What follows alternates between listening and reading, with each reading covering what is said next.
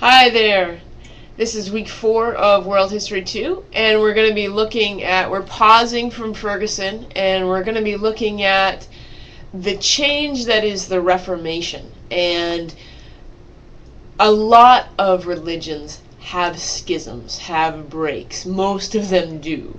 And I'm not prioritizing Christianity and the Reformation over, say, the schism between Shias and Sunnis, or the multiple branches of Buddhism.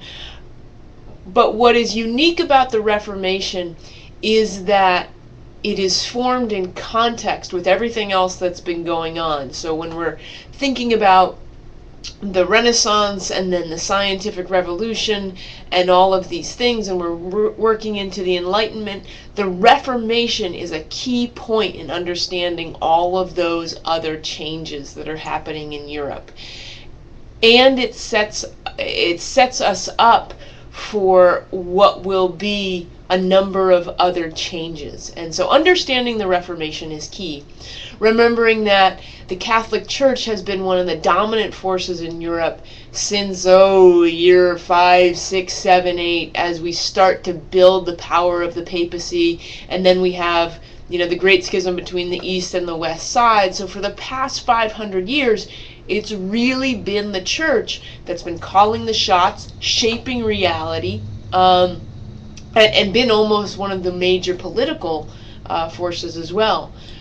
So for us to depart from the Catholic Church in Europe and say, wait a second, I'm not sure that these guys are really the key to understanding our world, is a huge change for Europe.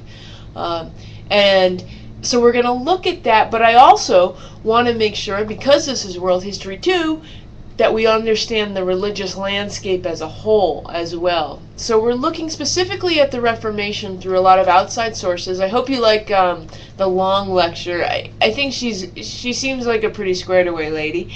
And then there's some other couple of videos. And then we're also going to be just looking through IDs at the religious landscape as well. Again, this is not a course in religion, but how can you understand world history without understanding what people believe? Because what they believe shapes what they do.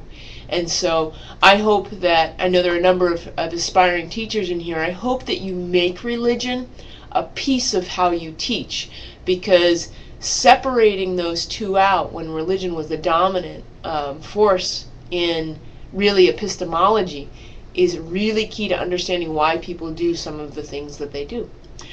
So this week, taking a break from Ferguson, looking at religion. And the other thing I would remind you is that there are certain due dates for both the discussion and the post forum. And I really appreciate those of you who have been honoring those due dates. I set them up that way so that there's no real lull, except of course Monday, Tuesday kind of, in our activity on Moodle. I don't want there to be 2 days where we have to do everything on Moodle, because that forces us up into such a narrow window. So really pay attention to the course description and syllabus. If a number of you are having real problems meeting those deadlines, put those into my course evaluations, which will be coming up shortly here. And if I have to make a switch, I will. But in the past, Thursday, Sunday has seemed to work with most classes, so I'm hoping we can kind of get on that schedule. All right, thank you so much.